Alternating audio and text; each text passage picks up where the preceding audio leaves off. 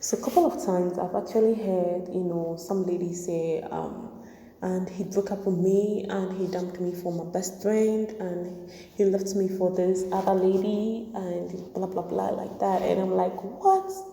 And you know the sad thing, at the end of the day, when you try to find out who they actually left these complainer for, you're like, what? So what exactly caused that guy to leave this lady for that one? And so in this video, I'm going to tell you 7 things most guys like, such that in your next endeavor with that special guy, he doesn't dump you or ditch you for someone else. My name is Deborah Esenam and welcome to Be You with Esenam. If you like what you're watching, please subscribe. Don't forget to give this video a thumbs up and share with your loved ones and friends. Without said, let's get into the video.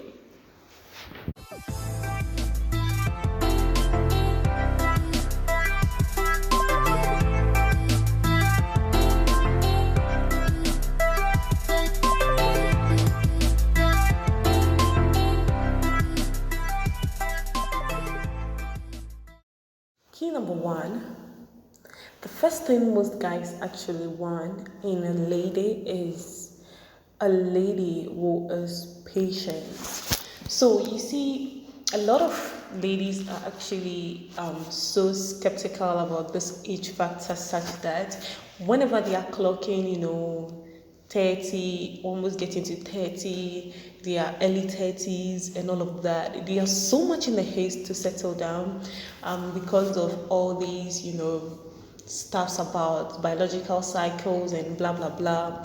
And so the moment they enter into the relationship, they become impatient. They want to impress you, they want to impose it on you to see reasons to take them to the altar.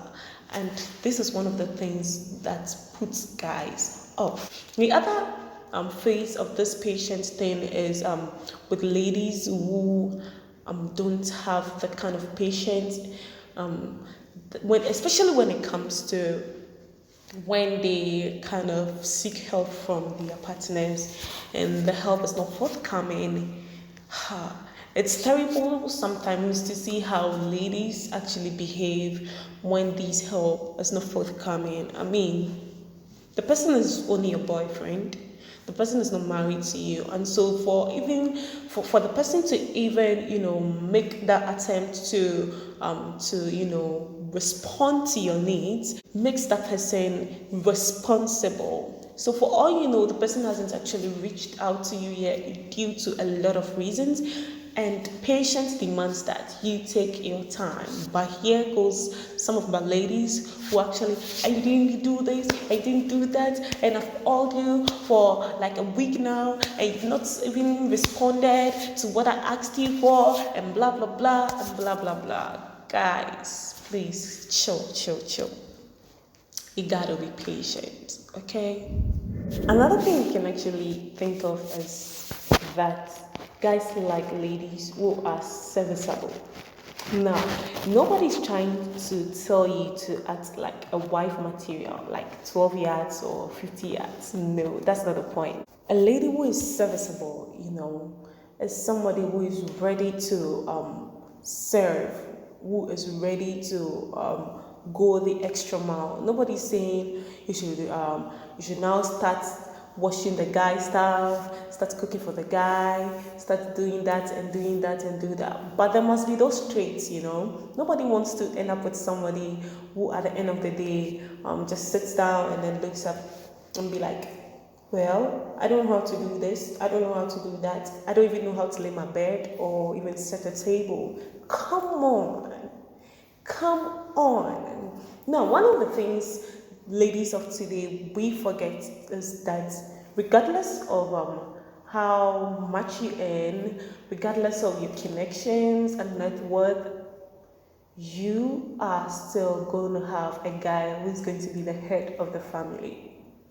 So most mistakes ladies actually make is the fact that they feel like this guy is not my type. If he's not your type, then the heck, why did you go in for him? or why would you accept his proposal in the first place?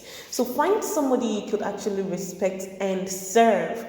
Nobody's saying you are the house help or a maid. Most people are like, oh, we are just boyfriends and girlfriends, and so we don't owe anybody the responsibility of actually behaving like a wife material. Yes, I get it. I understand that perfectly. But then, once in a while, you could let this guy taste your dish. You could let this guy know that, yes, you are a homekeeper. Nobody's saying you should move into him or something. No, and be a burden or something. Nah. Nobody's saying all you have to do is to, 24/7 be around cooking, cleaning, and all of that. And no. But let them see that trait of serviceability. Like, be serviceable, You get what I mean? Yes. And this brings me to my other point, which is humility.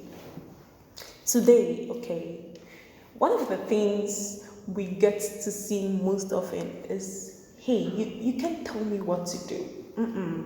You don't have the right. In fact, I know my right. What are you talking about? How dare you speak to me like that? And it continues and goes on and on and on and on.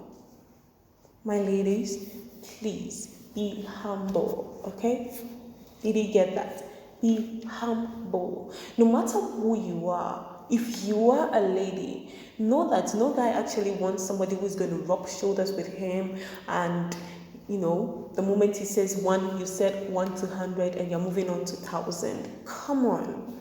Men are naturally egoistic people. They're full of ego, they're full of pride. And it's one thing we have to understand. And so pride cannot be in one place. It's like having two heads. Come on, it doesn't work like that. One must definitely be the head and the other must be the neck or the body. There is no head that's hanging. There's always the neck it's sitting on. It doesn't change the fact that the head is the head. So be humble. The next key is hard work. Now tell me who wants a liability rather than an asset. Unfortunately, most ladies have actually subscribed to the fact or the notion that guys are the breadwinners of the family. Hey, girl, what are you doing? Even if you're a housewife, who wants a housewife who would wake up in the morning at 11 a.m.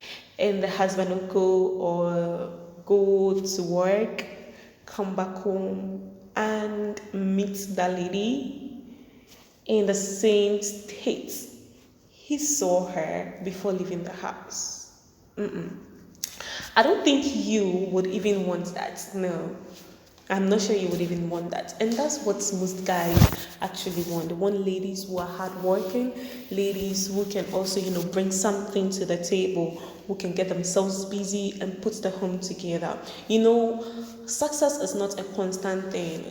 There are times you may be down, there are times you may be up and all of that. What happens if this guy is down? How do you help him? You may say, oh, I'm not married to this guy yet, and so the heck, why should I, be hardworking to please him? No, you're not pleasing this guy, you're pleasing yourself. You get a life before you get into somebody else's lives, okay? That is what matters, and this is what most guys are looking for. Would you believe it if I tell you that one of the reasons why this guy actually left you is because you're not modest? So imagine this guy invites you on a date, and what would you like to take? I mean, you can order anything at all. And then this nice lady, all dressed up with makeup on point, hair on point and everything, it's like, can I have dessert? Can I have champagne? I like the most expensive one in this restaurant. I want a 5-course meal. I want this. I want that. Do you also have pork and kebab? Yes, add that one to it. I want. God have mercy upon us.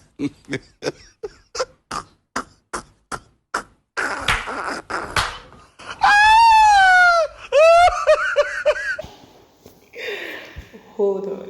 If I were the guy, trust me, I'm gonna take a piss.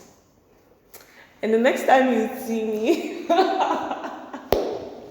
come on, ladies. Guys like ladies who are modest. You should be able to manage, ladies. We know you are, extravagant. You do stuff extra. But hey, this is somebody's child, somebody's son you're talking about. He may have it in abundance, but what are you going to make, what meaning are you going to make out of the abundance you are being offered? You get it? Now, let me tell you one other things guys like, or most guys like. They're like ladies with good interpersonal skills. Now, let me tell you this. People want to find themselves associated with people who are easygoing, who are flexible, who are outspoken, and who are respectful. I mean, whatever you are putting out there, the way you behave around people should be in a pleasant manner or a pleasant way. Imagine this guy invites you to meet his parents, and then you get there and you're like, you see toddlers around, and you're like, oh, me, I don't like babies, coming around me and all of that.